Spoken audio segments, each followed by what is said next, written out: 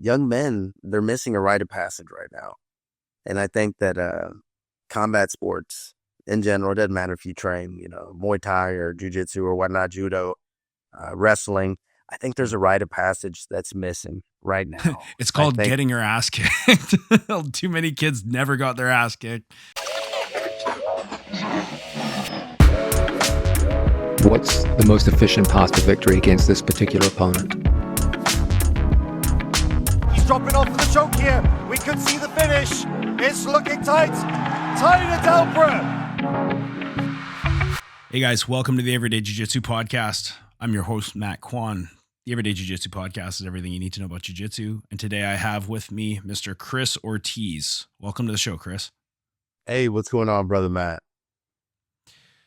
Not much. Here to talk to the man himself, the man behind a bunch of books, and especially a new book that is coming out for kids. My cat's just on my lap creating a fuss. Flow State, which is your new kids book. We'll make sure to leave that and other contact information in the show notes. And guys, if you want to support the show, check out the links at the bottom. Chris, who are you?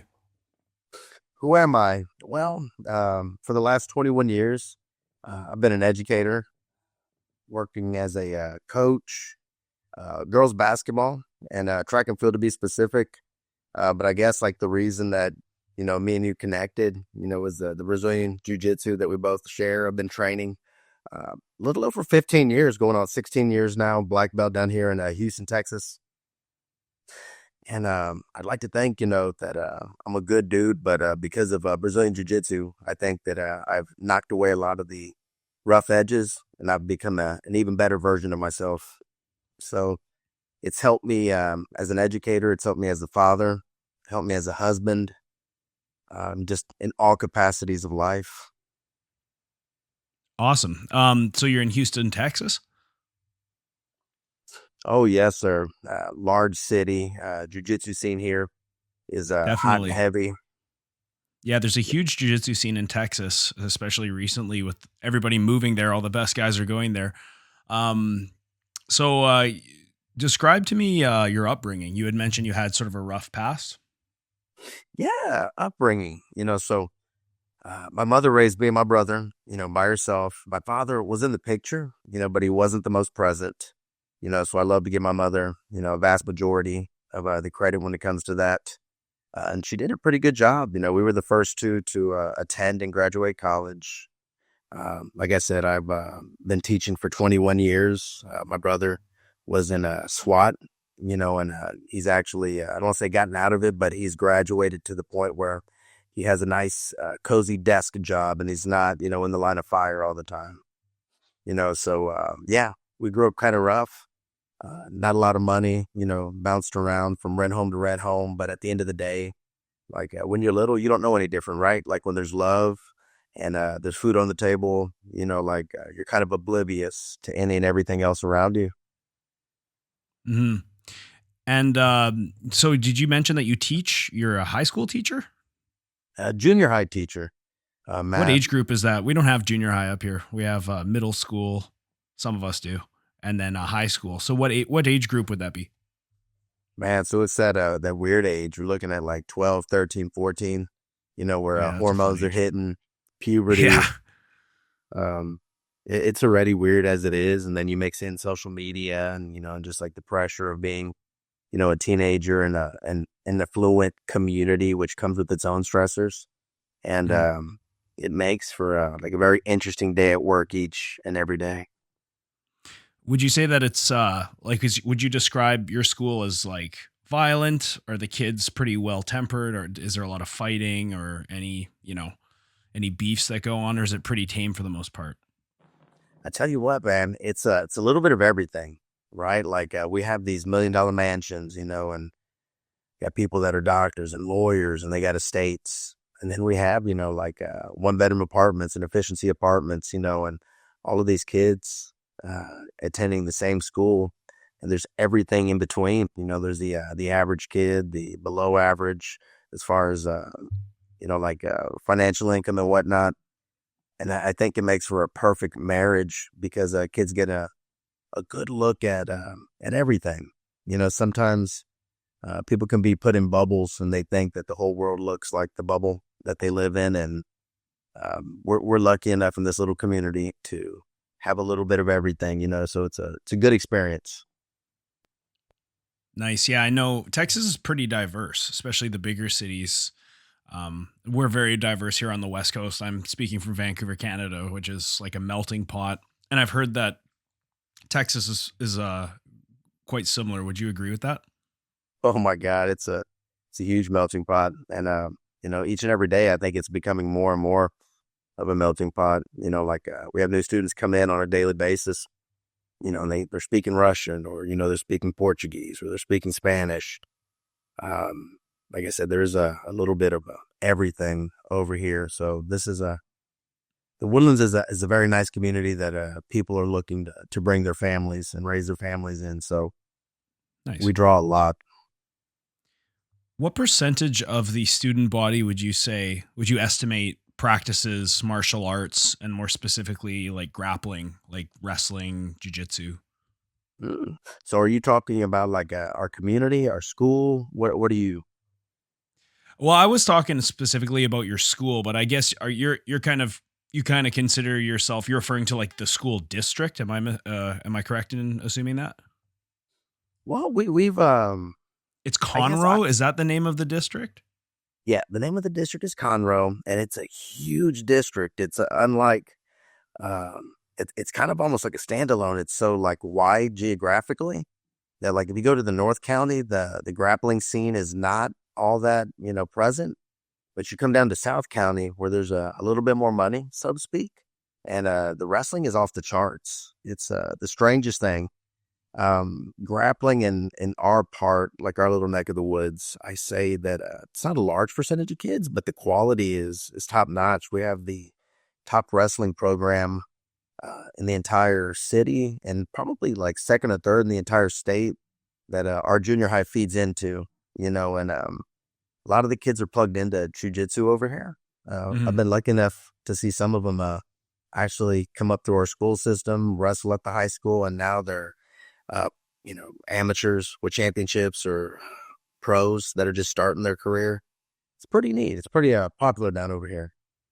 Pro what? Wrestlers, you mean? Oh, no. Pro MMA fighters. Okay, yeah. That was gonna be my second question. You mean transition to MMA? That's pretty cool. Yeah.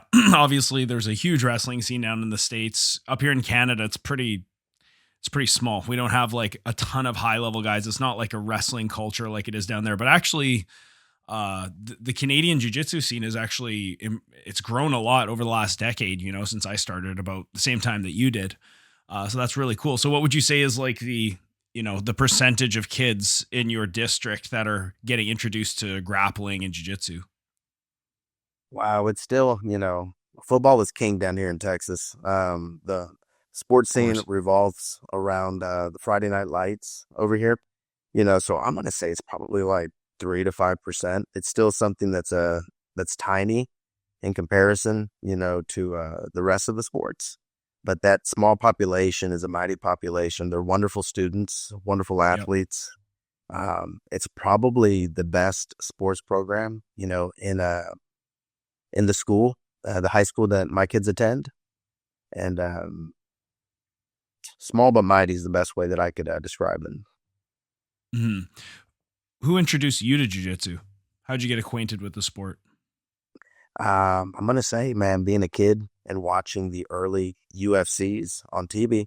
And this was back when they were on pay-per-view, and didn't actually have the money to watch them, but I would listen to them in the background. We didn't have the pay-per-view channel, but how like the TV could be fuzzy, but you could hear the dialogue that was going on in the background. And I would just watch the fuzzy TV, and I would make out what was going on in the background, but you could hear the dialogue perfectly. And you could hear about this slender, unathletic looking young man, Royce, right? Like going through everybody. And then it got to the point where like you could check them out at the video store, started watching them. And then you fast forward to, probably like 2009, started looking for something to do after my college baseball and college rugby was over. And there was a Gracie Jiu Jitsu studio, and took 2 weeks to work up the courage to walk in, and finally worked up the courage. And, guy 150 maybe, soaking wet, proceeded to fold me like laundry, but I was still in the clothes and I was hooked. I thought it was like wizardry because I fancied myself quite the athlete, fast, strong, athletic, and none of that mattered, so that's where I was hooked.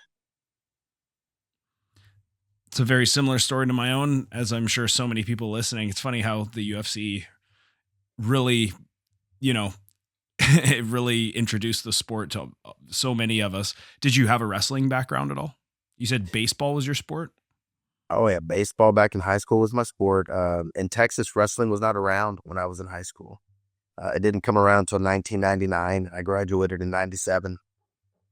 So the thing about the UFC, it was like every 80s action film we had ever seen, right? It was like all these different disciplines, and they got to meet in this kumite-like atmosphere. And it was like, oh my God, the things I enjoy watching on TV are coming to life. And I said, Royce, right? Unassuming, 170 pounds in his gi. And he went through those guys, so that was mesmerizing. I think kumite is a good word to describe it. I was actually talking to my daughter this morning because, or not this morning, this afternoon when we picked her up from a birthday party.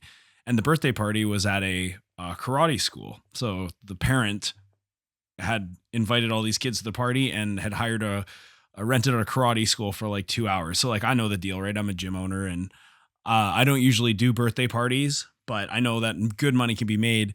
And I remember after, we sent her home and I was like, did you have fun? She's like, yeah, it was great, blah, blah, blah.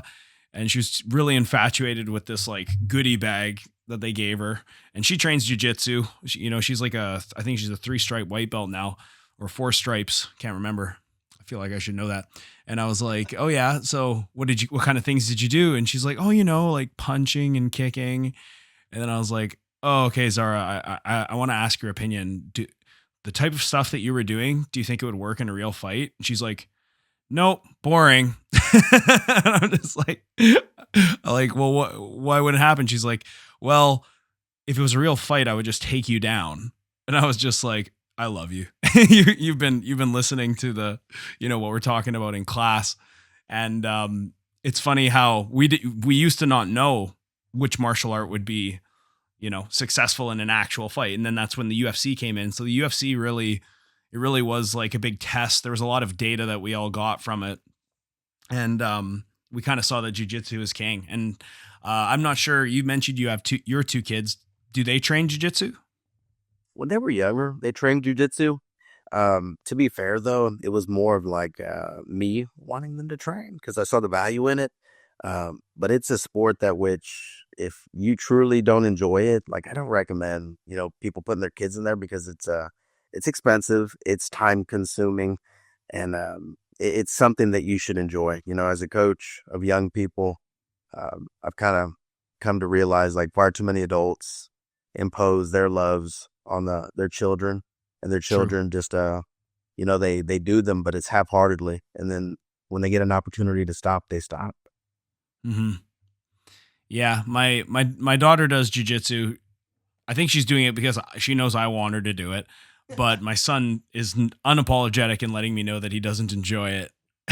And I'm like, yeah, well, you do need to get your ass kicked a little bit. I can't be the one to do it, but I can make this kid do it. So, you're going to learn how to protect yourself and protect others. So you had mentioned that, you were kind of interested in getting BJJ involved in public schools for kids.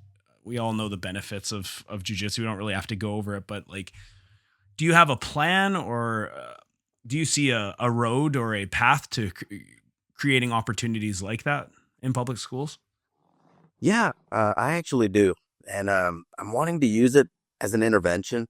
Right now as an educator, like I walk by the ISS or the detention room. I don't know what they call it, where y'all are at, but it's a room where they traditionally, they take the kids that continuously get in trouble and, they kind of isolate them. Right. And it's a small group and they take care of the schoolwork over there. And for years, like that room is, packed with the same students, it's like, repeat clientele. And in my head, I'm like, okay, what we're doing is not working. When you look at the makeup of some of these young people, and they lack a father figure, right? Or they lack an outlet where they can get that energy out. And just some of it is the game of school. Like, if you were to ask me about like what is one of the things wrong with education, it's like, golly, man, we make kids sit down for too long. Like, who can sit in a desk for 6 to 8 hours a day, and be told, like, hush up and, do as I say. And like, there's some kids that are really good at playing the game in school, and, and others, they're just not built to sit in that desk.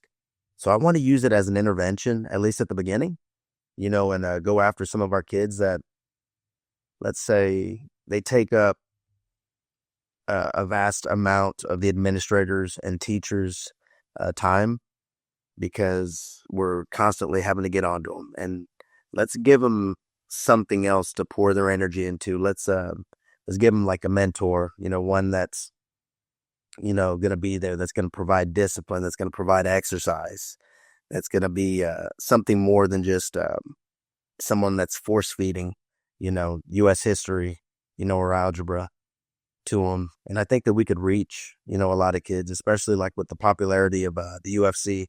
Like, it's an actual career path now, so we can't look at it as an obscure sport like it is. It's like the NFL or the MLB, right? So you got kids playing, football, you got kids playing baseball. Like, I do not see how this is that much more different than that at this point. So would your answer be to introduce them to jiu-jitsu or to MMA? Because I do think that those are kind of two different, completely different cultures and sort of paths in life. Jiu-jitsu. I think MMA is a bit much. I've never trained it. Like, I train Muay Thai and I train Brazilian Jiu Jitsu. I don't train MMA. I train them separately.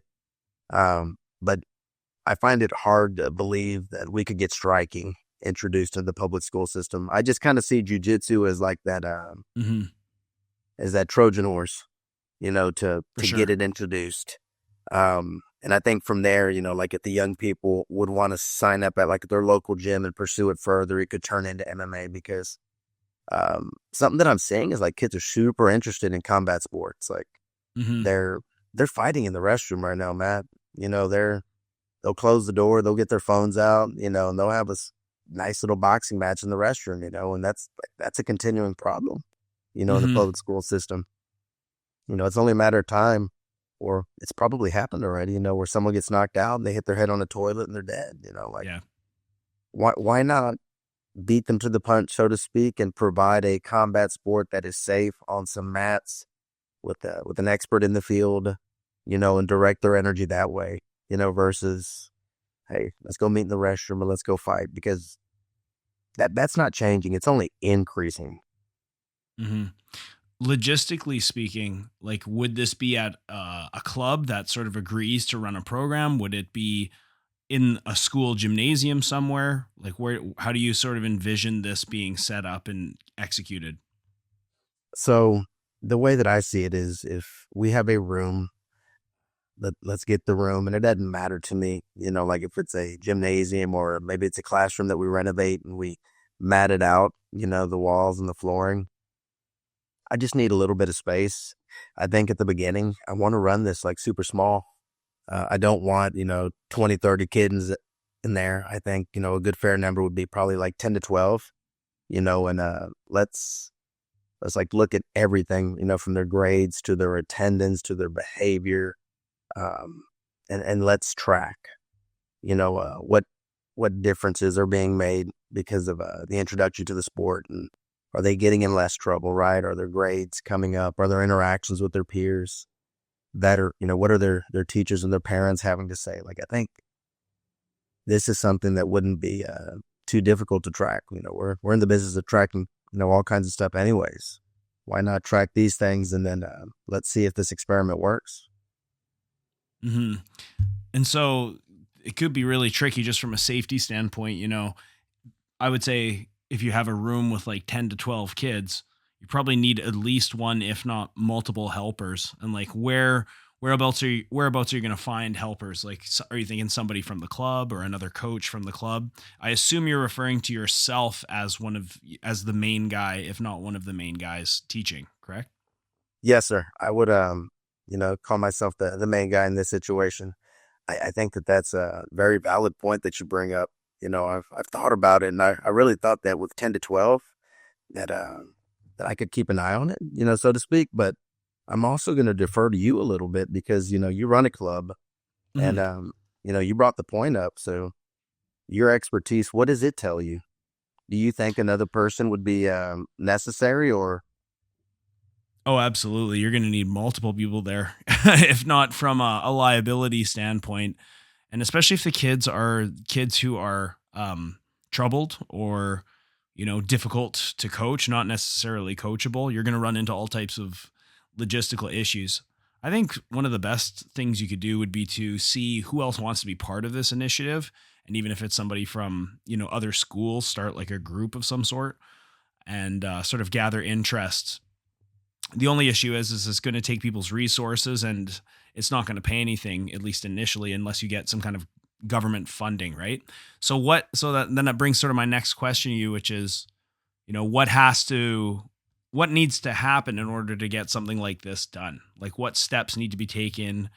You need to go through, that you have to run the checks and balances and see who is down to actually, authorize something like this, both from a safety standpoint and a funding standpoint. What needs to be done? Well, the way that I see it is, we'll start from a safety standpoint first and foremost. We've had, I think it's like 10 kids in the United States just this year that have perished or they have died from playing, football. So when we talk about safety, I have yet to see anyone lose their life over jiu-jitsu or even hear of anything. So like the safety thing, yes, is it dangerous? The grappling aspect, is it dangerous to show joint locks and chokeholds and whatnot? Sure, but it's not any more dangerous than what's going on every day on a football field. And down here in Texas, it's starting near 100 degrees, so you got these kids in pads and helmets. The heat has nowhere to dissipate, like they're taking these repeated blows to the head. The whole safety thing that it's not safe, like I don't buy it. I'm 45 years old and I've yet to sustain a major injury. I've dislocated my finger. That's probably the extent of it. So you're pretty lucky. Hey, dude, I train hard, man. I train hard. I've been lucky enough. Like I played 4 years of rugby, right? And I dislocated my hip once, but it popped back in. So I guess it's a subluxation at that point if it pops back in. But yeah, I've been very lucky. I think that if you train smart, and there's the risk of some stuff happening, but it's nowhere near death, right? It's nowhere near like catching a heat stroke like these kids do down here in Texas. As far as like how do I get it through, I've been trying to get at like a lot of superintendents and administrators, and I've been ghosted a lot. Sometimes I'm giving a little bit of, I guess they'll talk to me a little bit, but then they won't respond back to me after that. So I don't see myself at the moment being taken too serious. Yeah. But they probably still look at it as like cockfighting, right? I think that there's an ignorance. Yeah. I think that there's a whole bunch of ignorance. But one of the things that jiu-jitsu has taught me is to like reroute. So I'm trying to take this fight to the public sector, right? Like I'm trying to do a podcast. I'm trying to turn it into a public conversation because the benefits, like everyone's speaking about the benefits. You could go to Lex Friedman and listen to Lex talk about the benefits. You could hear Joe Rogan, Jocko Willink. I heard Paul Gosselaar talking about the benefits the other day, Zach Morris from Saved by the Bell. Like it's out there. I think that its time has come, so hopefully getting the discussion out in the public, so that some luminaries could also help with it. As far as like fundraising goes and money, I don't think it's going to be an issue for me to raise money down here. I think it is such a wildly like popular idea amongst the actual like community, jiu-jitsu community when I say that that I don't think I'd have any trouble fundraising. I think that'd be the least of my worries. Mm-hmm. If you already have a big wrestling program, then you kind of already have a mat space as it is. Like a lot of schools up here don't have like a wrestling room. Usually there's a couple of wrestling mats for the schools that do have wrestling. But if there is like a wrestling room or whatever, you might be able to commandeer that on off hours. Or I was going to suggest perhaps, speaking to your instructor and asking if you can like use the gym, or if there is a space that would be interested in this initiative. You would have to find some kind of a mat space to do something like that. Now, what if a situation arises where you have a kid who is just like not coachable? Do you coach kids? Do you have experience teaching jiu-jitsu to kids? Oh my God. Yeah. And that's what I was, in jiu-jitsu, I used to teach a lot whenever I was coaching my children. And I've got a certification, that says that I can do that. That being said, like, as far as like coaching, like, man, I coach, golly, our classes are like over 100, down here in Texas when it comes to coaching. So like, when I say the number 10 or 12, going back to the jiu-jitsu numbers, it's like, I got full confidence in myself that I could keep an eye on 10 kids, and that I could teach technique to 10 kids, and that I could be present and, it not be, I guess the kids wouldn't fall, or I couldn't see them or whatnot. Like, I feel like I could be there for 10 because of the numbers that we push down here. Like the school I'm in, we have 1,500 kids. And in an athletics period, we have 130, 140 kids that we're, responsible for at one time. So I think I could do that. And I think I could do it quite easily.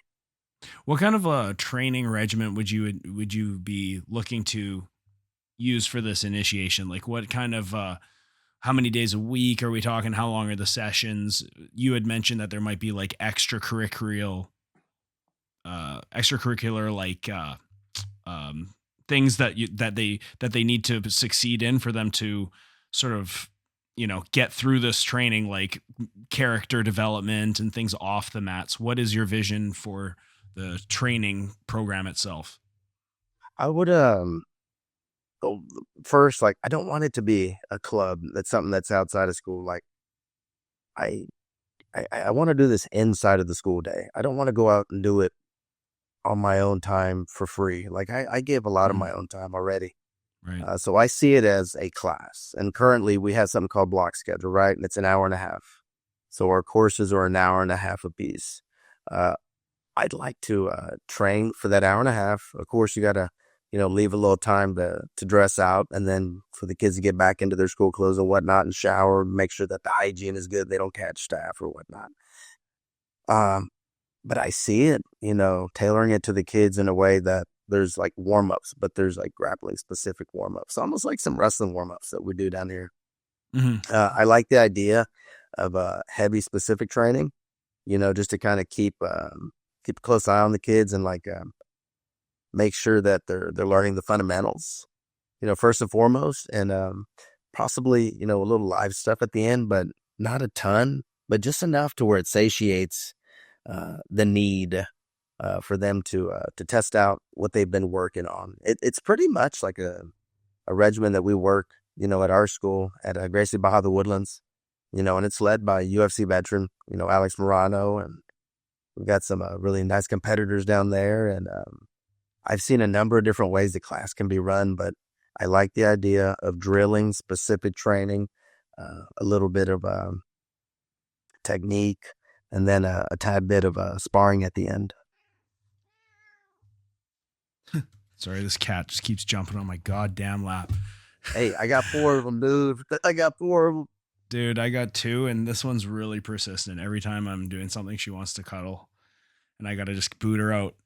But yeah, are you envisioning this program to be gi or no gi? Have you thought about things like that? I would like it to be gi. I think there's something about the gi that makes it a little bit more like traditional, and then I think it'll also like be a little more safe because it's going to slow the game down a little bit. I think like I enjoy no gi too, but it's a little bit faster pace. I think it would lend itself to possibly, a few more injuries or whatnot. But I'd be totally down for no-gi as well. I could, I guess, sell it as a transition into wrestling or whatnot at the high school level. I know a couple of my friends and a couple of my students who do jujitsu, and they talk about jujitsu in class quite a bit. Like it comes up quite a bit just because MMA is such a common thing. And the main thing that I hear them talk about is how ridiculous the gi looks and how much they hate the gi. It is definitely not. I would say that it's not as popular amongst the younger generation, especially for those who are like kind of newer in jujitsu and they're kind of just becoming interested. Maybe they don't even practice, but they're seeing things like ADCC. And I would definitely say that no-gi is a more spectator friendly and potentially more popular aspect of jiu-jitsu for the youth. At least that's what I've heard. One funny thing I heard about is with wrestling, they're thinking about maybe getting, there's people that are advocating for they're talking about getting rid of the singlet and just sort of using shorts and a t-shirt in wrestling, and that it would be a lot more popular if they would get rid of the singlet. Do you believe that? I believe that wholeheartedly. I believe it wholeheartedly. You couldn't get me in a singlet, man. No, you gotta just own it. No fearing the singlet. Such a great tradition. My favorite is like wrestlers when they go to wrestling practice and they have sweatpants with the socks tucked in and the t-shirt tucked in. That's the best look. Hey, Ever. Loud and Swain, right? Vision Quest. Mm-hmm. So do you think, let's say you have a troubled kid and you want to intervene and sort of introduce them to jiu-jitsu as part of the coaching process. And, I assume this could be used for like credits. Like you want it to be an actual course that you get to teach, right? I mean, I don't blame you if I had a job that wasn't jiu-jitsu, I would just do with all my might, see if I could somehow crowbar jiu-jitsu into that job so I could just teach jiu-jitsu for a living. But do you think that could actually take some of these kids who are really troubled and they have issues from outside and family issues and, a lot of different shit going on? Do you think that this could actually provide some real healing for the youth in these positions? Yeah, I actually do. We hear a lot of stories of like in Nick and Nate Diaz's that, were perpetually in trouble or whatnot. And then they discovered, insert their jujitsu instructor. Gilbert Melendez has a similar story. You know, golly, Sean Strickland, like it took finding martial arts for them to, I guess, calm that savage beast that was inside of them. There's a humbling aspect to it, right? There is, again, that positive mentor. Just naturally, like inside of the school, like those kids already gravitate towards me, right? Like there's kids that give all their other teachers hell, but they give me a pretty good version, or they give Coach Ortiz a pretty good version of themselves. I don't know if maybe I speak the same language as them. Maybe I just move a little bit differently or whatnot. But I'm already doing that. And if I had this this tool, I know that I could do so much more. And that's kind of why I want this to be my legacy. Like, I think I do a pretty damn good job as it is. Like, one of the ways I think I can sell this, and I've already done this, but I've printed off all these letters that the parents have written me for my 21 years, and they can go on a program. It's called like Teachers Achieving Excellence. And that's kind of like where the parents would come and give you a pat on the back. Man, I got a stack like that big, and I went and printed them because I'm ready to drop them on some superintendent's desk and say, like, listen, yeah, I can teach jujitsu, but I'm also like the human being that you're going to want to put in front of these people. Like, it's not just, I know jujitsu. It's, I've been teacher of the year. I've been humanitarian of the year. I've done a lot of things. Like the proof is in the pudding. If we're going to give it a go with someone, man, let's give it a go with this highly decorated educator, that also, is a jiu-jitsu black belt and, has been doing good in this community. I don't think it's just the jiu-jitsu aspect. I think I'm the right person for the job right now. Mm-hmm. One of the things that Jigoro Kano spoke about when he developed judo was how, judo is like, it's not just about like finding the best version of yourself or competing, but when people learn judo, the overall quality of society increases, like the overall quality of life, how people treat each other, just having people doing that sport and finding the best version of themselves, a byproduct of that is just society improves in general, right? And I've seen this type of thing happen with so many kids who come in like really really rough, and then they train for a while and you see changes in them. Not just like, oh, they learn how to do an arm bar, but they develop moral character and other things off the mats, and you hear that they're like getting better grades in school, or their focus is changing. I've even heard stories of where a student will actually get into a scuffle protecting themselves or one of their siblings. Like there's been multiple cases just in my school alone. And so I'm wondering, like, if society, let's say jiu-jitsu is more popular, more people were practicing jiu-jitsu from a young age, how does that change society overall? Man, well, I could just like use myself as an example again. Like pre-jiu-jitsu, I think I'd been in like 5 or 6 altercations, right? Like there was something inside of me that I felt like I always had to prove myself. Like I had to see if I was the biggest, baddest dude in the room, always sizing people up, running my mouth when I didn't need to. There's something about the sport that just kind of mellows you out, right? I don't know if it's like the energy expenditure. I don't know if it's the leaving the ego at the door. I don't know if it's just answering to somebody, right? Like our professor, Alex Morano, and having someone to answer to. There's so many different things, but long story short, the world would be nicer. It would be kind, a lot more kinder. People would be a heck of a lot more patient. There wouldn't be like this rush to violence.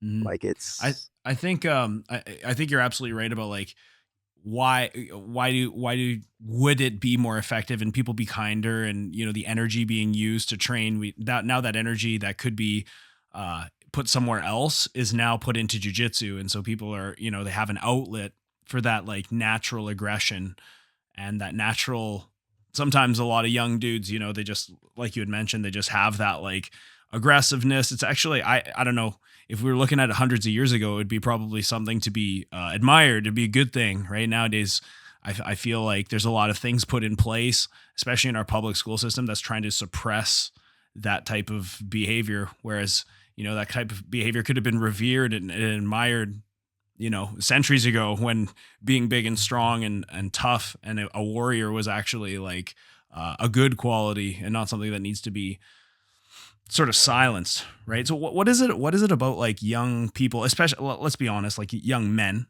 specifically, I would say, that are usually more aggressive? They need an outlet for something like this. They need to wrestle it out and fight, essentially, for lack of a better word. I think you hit the nail on the head. I think it's programmed into our DNA, right? And unless, we fast forward like 50 to 100 years where it like slowly dissipates, from our chromosomes, like it's just something that was revered. It's almost like anxiety too, right? Like anxiety actually served a purpose. It kept us alive. It kept us from poking our nose inside of that cave over there because there may be a bear or saber-toothed tiger or whatnot. So a lot of these things that we have on the inside of us, they served a purpose. But right now, sitting in a desk, listening to someone, preach for an hour, like it serves no purpose, and it's actually like almost problematic. So, man, to answer your question, like,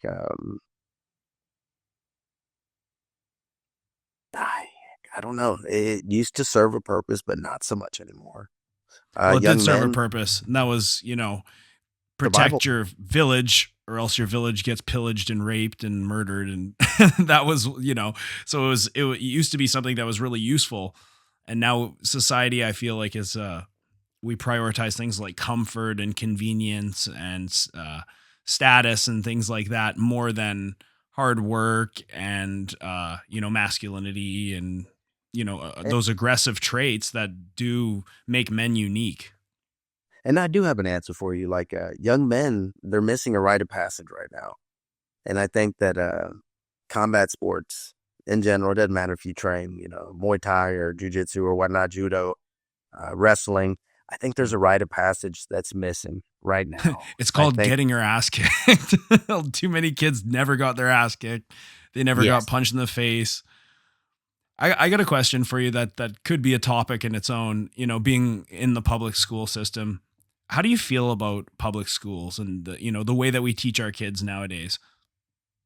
I think if you look at public schools, I think that they're good. I think that what they stand for is good. It's like we educate everybody. I don't know how they run schools over there, but I do know the Really idea. badly. Well, I do know that the idea of trying to educate everybody, it's a noble cause, right? Like there's nothing wrong with educating. Now, with that being said, golly, like I do see it being problematic.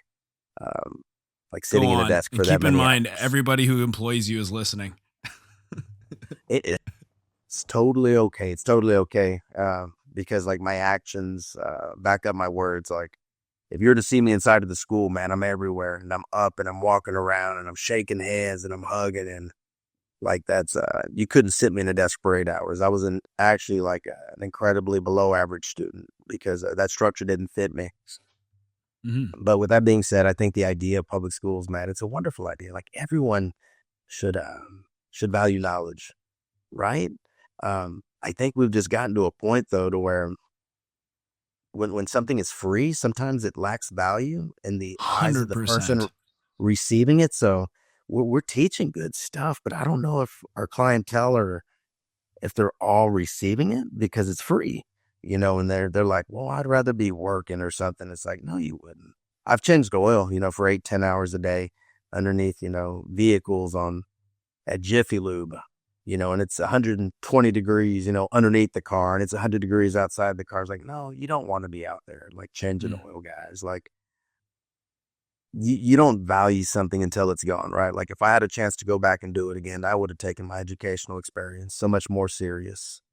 But in the moment, I think it's hard for young people to value what is in front of them and what they can actually do with it because it's the information that's important, not so much the piece of paper they get at the end of the journey, but learning how to interact with people, the networking that takes place, just something like the experiences that you have. Like there's so many other things that are embedded inside of the educational experience that it's not just about the books. It's easy to get lost in, U.S. history or algebra. It means so much more in my eyes, at least. I mean, I have family and friends who are teachers, and I do kick the piss out of them sometimes when we get talking around the dinner table. I'll be like, I love you guys, and like I agree with everything you're saying about how I think it's a noble thing, and overall it's good for society to have public schooling because we want to have like a base level education so that society can function. But like you definitely you talk about, like you asked me or you had mentioned, I don't know how it is up there, and it's like, man, a lot of the agendas that they push in school, even to like really young kids up here is like, I mean, some people think it's awesome, and then other people like myself think it's like basically indoctrination. Like at what point tell me about it. At what point does education or programming just become indoctrination, and even political at times, which I think is a real shame because, oh God, now my cat's getting all caught up in the fucking wires. Get out of here. Oh my God, I might get bitten here.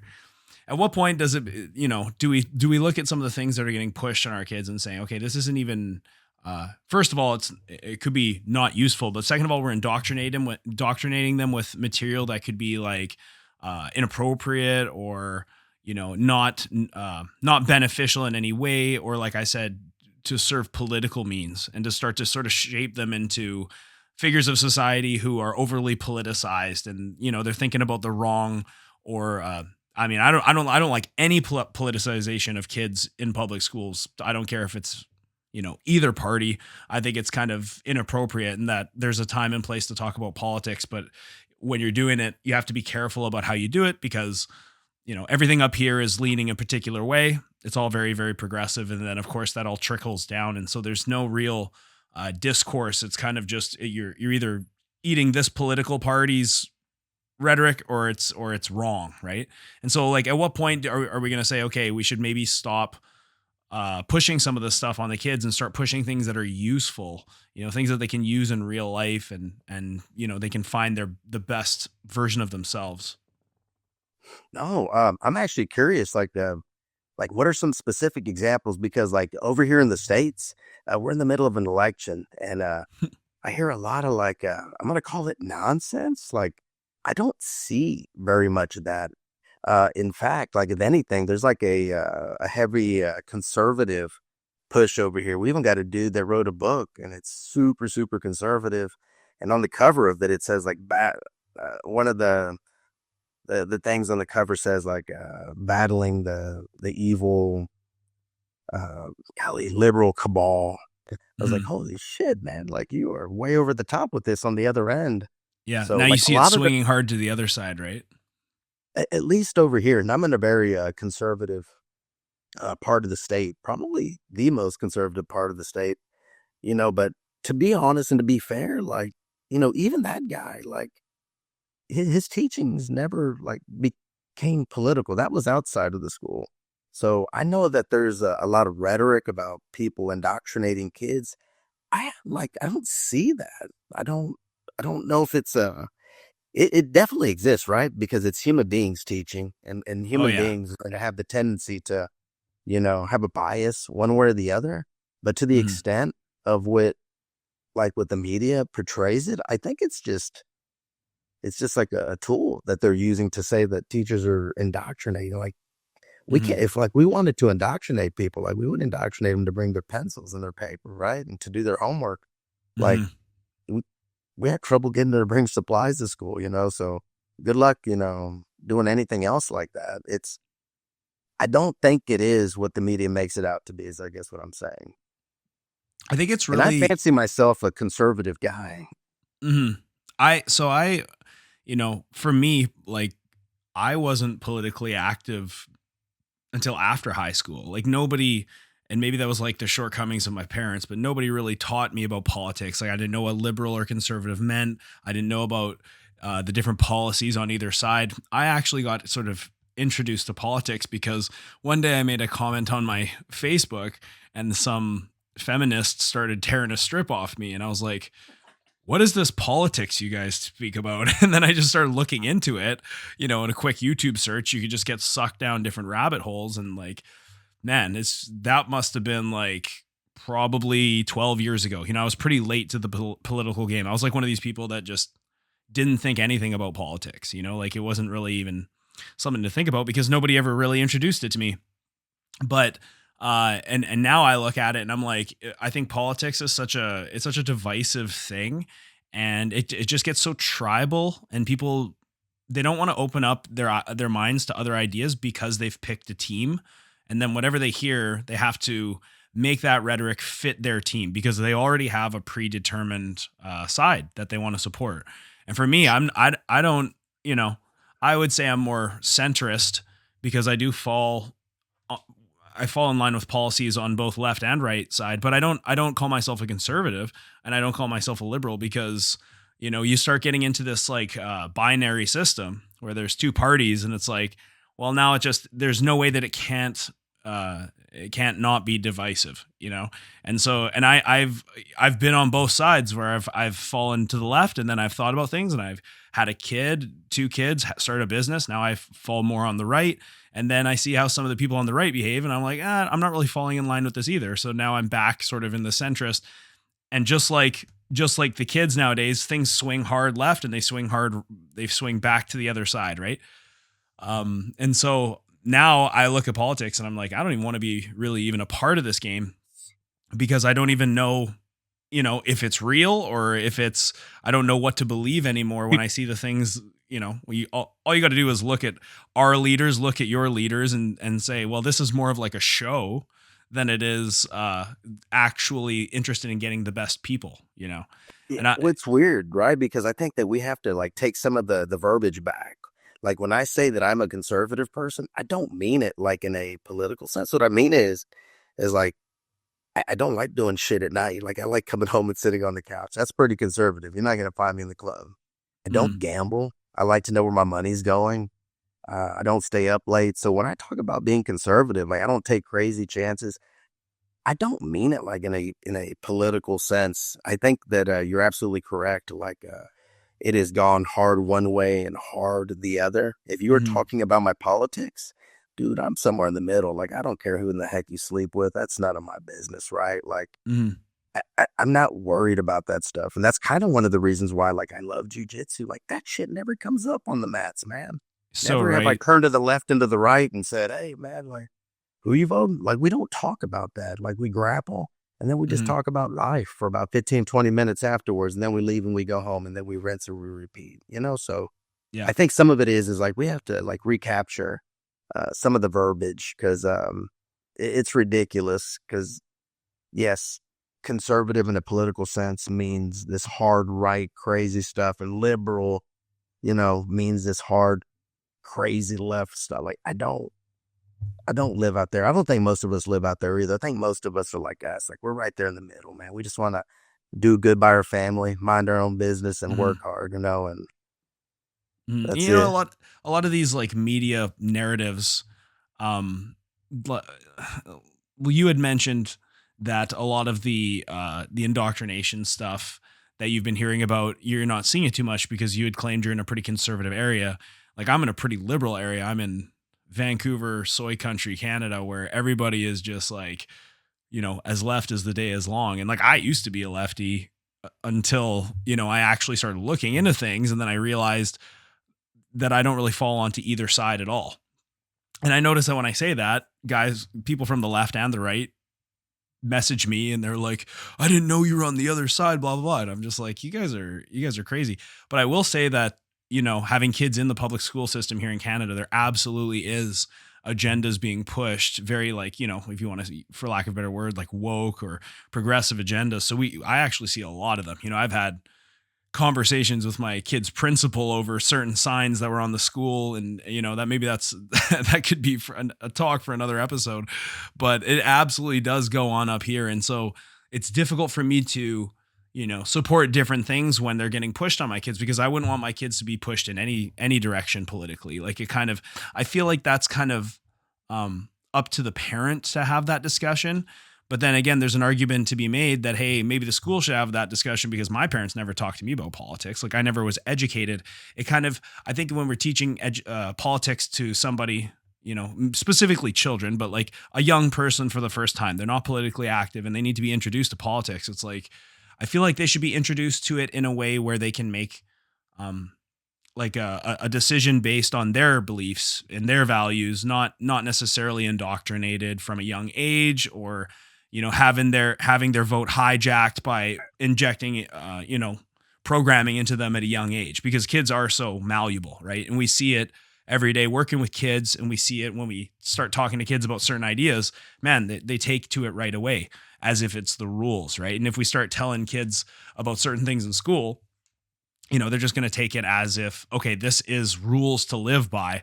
And then, and I don't want to sound, to like the Red Scare or anything, but like, this is the communist Marxist strategy, right? Is hijack kids at a young age and sort of inject them in. But to your point, like you said, jiu-jitsu is so cool because you're going to meet people of all different backgrounds, different nationalities, different values, different political leanings. And man, when you guys are training, it's like everybody's the same. It's all equal, and everybody kind of wants that conservative, peaceful life that you're talking about, where it's like, I want to come to the gym. I don't want to have it a place where people are talking about politics and getting divided. Like, this is a place where we all love jiu-jitsu.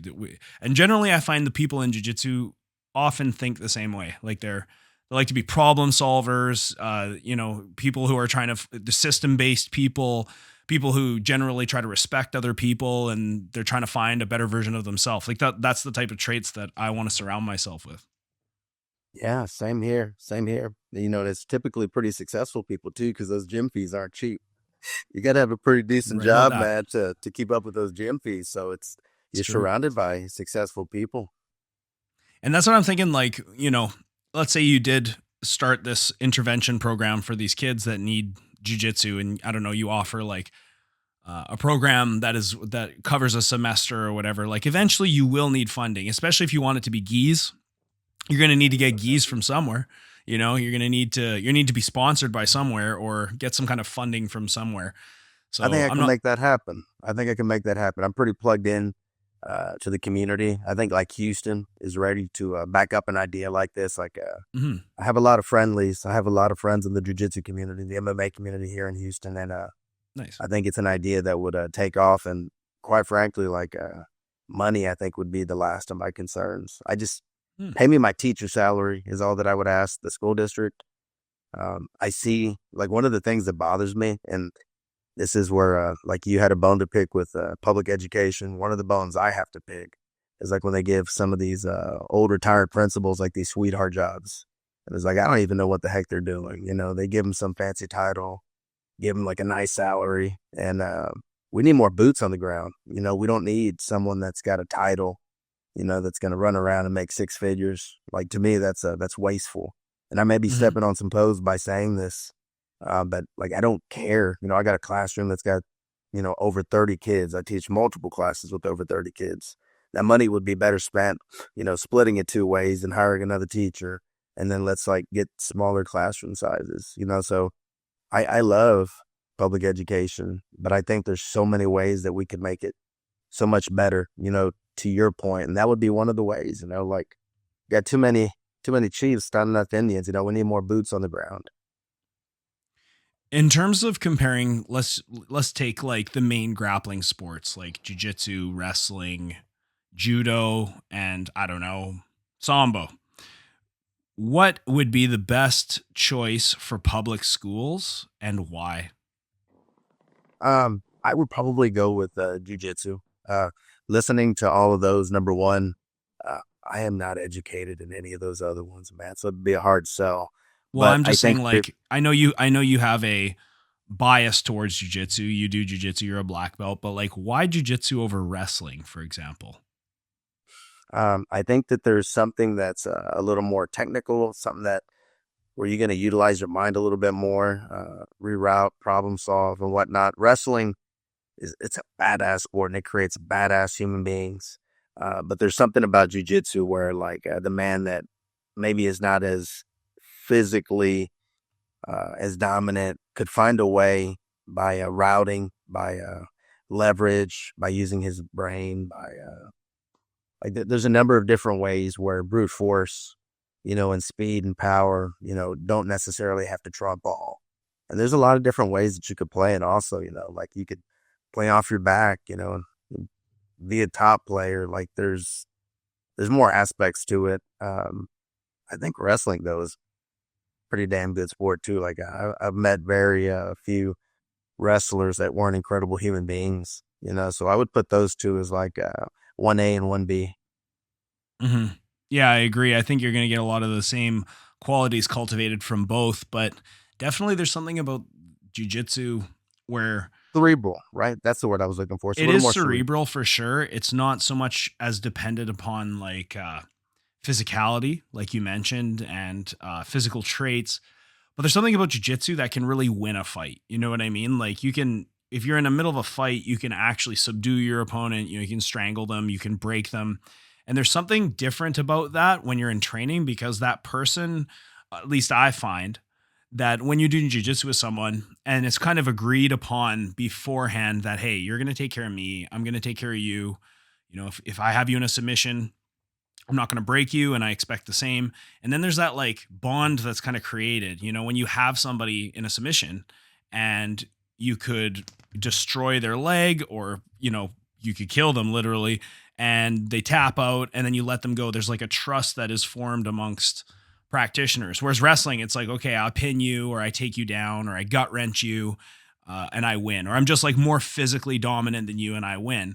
There's no actual like, well, I could have killed you or I could have broken your arm. I could have, I could have broken your leg or whatever. And then there's that like bond that's formed between you and somebody else because, you know, there's that like mercy type thing. And then there's respect and trust that's built over many, many years. And it's kind of a cool dynamic that jujitsu has that I find a lot of other sports don't have. Like even in MMA, you know, in MMA, it's like, well, when we do MMA, we're trying to fucking kill the other person, literally until the third guy steps in. In jiu-jitsu, it's like there's kind of like a gentleman's agreement. Like, okay, we don't want to hurt each other. We want to leave this session not hurt, but we want to see if our shit works. And And I think that is what does make jiu-jitsu different, and what makes it special is that camaraderie and that trust, and it's almost like we're both trying to help each other out. Whereas in wrestling, or you go to a boxing gym and like guys are literally trying to fucking knock you out, it's your first day. It's just a different culture. And again, everybody's equal in jiu-jitsu, which is so cool. Everybody, doesn't matter where you're from. Yeah. Well, I'll tell you something too, just in general with combat sports. And I think it's really neat. I've gotten hooked as of late on YouTube, but watching these backyard boxing videos. They're popping up everywhere here in Houston. There's like a line of them called like Last Man to Get Knocked Out or something. But if like you look at the entirety of the event, you're going to see like white people, Mexicans, African Americans, Asians. They are all hanging out. There is no animosity. Mm-hmm. They're, agreeing to mutual combat in the middle with 16-ounce gloves, of course, right? And they're shaking on it, but there's nothing but love being shown. Mm-hmm. So I would love for people to stop being so ignorant when it came to combat sports and like, look at the big picture. Like, where else would you see a room full of people like that, but there not be any animosity? And like these videos I've been watching, they're happening at like the parking lots in apartment complexes, or they're happening inside of like mechanic warehouses. Yeah. And they're just like pop-ups. But I noticed like there's something beautiful going on. We have every ethnicity there represented. There are two people fighting in the middle, for a couple of minutes at a time, but they're shaking, they're hugging afterwards, and there's zero animosity. So there's something to be learned from just like human beings and combat sports. Like I think it's been a part of our DNA, since the beginning of time. And it's something that's being grossly overlooked right now as a connective piece or connective tissue, for us human beings. Mm-hmm. And especially when we all know what it's like to get our ass kicked or to get choked out or to have to be helpless and have somebody, mercifully let us go. It just gives you a different perspective on respect and trust and society. And like, it's that golden rule, treat others how you'd like to be treated.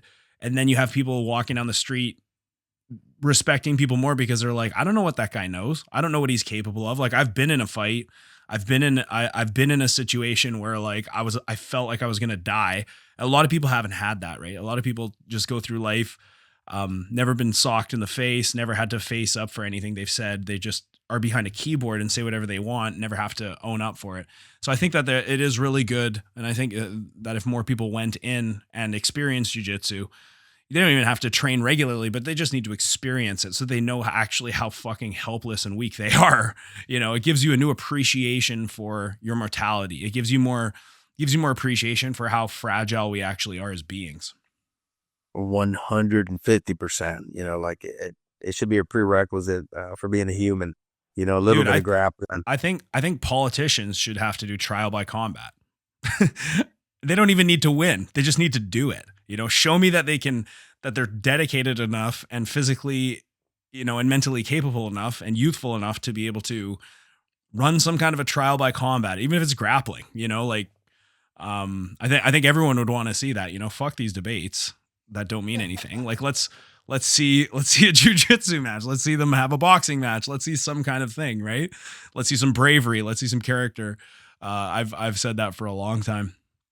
Okay, I'm going to wrap this up pretty quickly. Before I do, you have a new book, Flow State. Can you tell us about it? Yeah.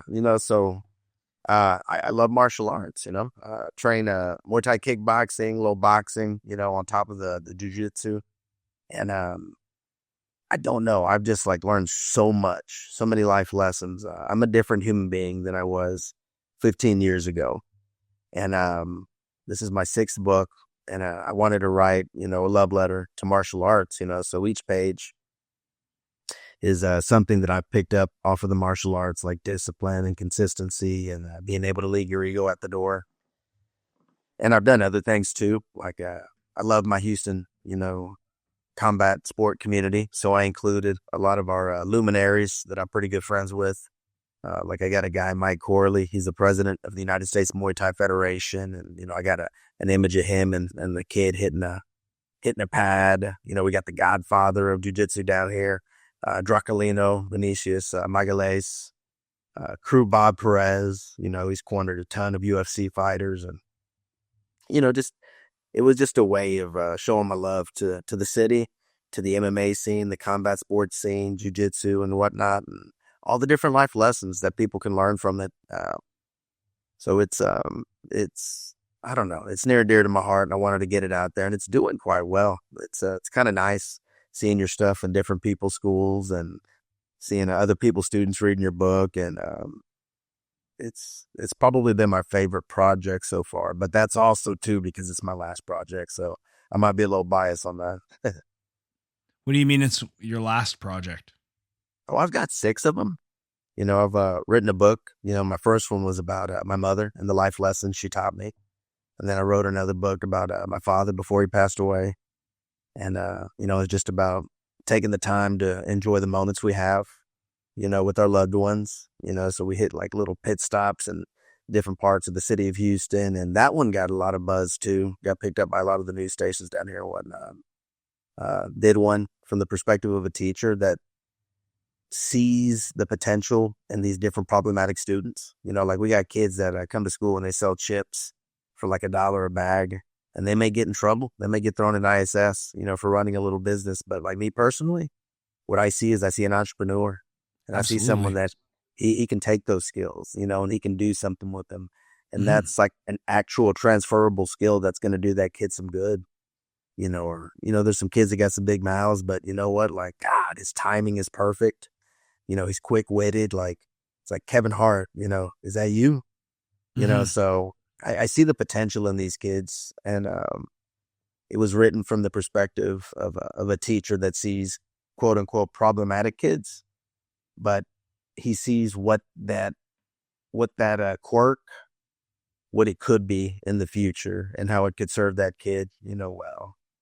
So I've written 6 books. I've got a couple more that I'm wanting to write, before it's over and done. But Flow State was my last one. Nice. Well, I'm going to leave the links in the bottom to all your books, and just send me it and I'll put it in the show notes. Chris, before we get out of here, is there anything else you want to add? Man, I'm going to reach out. I'm going to throw the Hail Marys because I think I'm going to need the help of people like Lex Friedman, someone that trains the grappling arts, jiu-jitsu specifically, Joe Rogan in Austin, Texas, man. Go knock on his door, man. I'm going to go knock on his door, but I have to get through security first, right? And you got your Jocko Willings, and, you got all kinds of different people like Dave Batista, who's loving training jiu-jitsu right now. Who is it? Venom? Golly, I forgot his name. Tom Hardy. Yeah, Tom Hardy. Right. Everybody's doing jiu-jitsu now. Yeah, like, I'm going to need the help of these people to help me get this conversation out into the public eye even more so, because I know what it's done for me, and I know what it can do for young people. And For sure. It's one of those things, like you said, like it's a transferable skill. Unless you're going to be like an engineer, an architect, or, someone that's going to use mathematics at a high level, like, do we really need algebra, like 2 or 3? I don't know. Some people might, but not the vast majority of the kids. But like jiu-jitsu, I could see how like that could make him a more well-rounded human being. So all those luminaries I just spoke to, help your boy out, man. I want to make change in the world. I want to leave a legacy. Awesome. All right. Well, thank you so much for joining us, Chris. And again, I'm going to check out all the stuff we talked about. Plus, if you want to support the show, check out the links in the bottom. Everything's going to be in the bottom. Chris Ortiz, thank you so much for joining me today. Thank you, Matt Juan. Have a blessed one, homie. Thank you for having me on. Of course, anytime. And remember, the Everyday Jiu Jitsu podcast is everything you need to know about Jiu Jitsu. Take care, guys.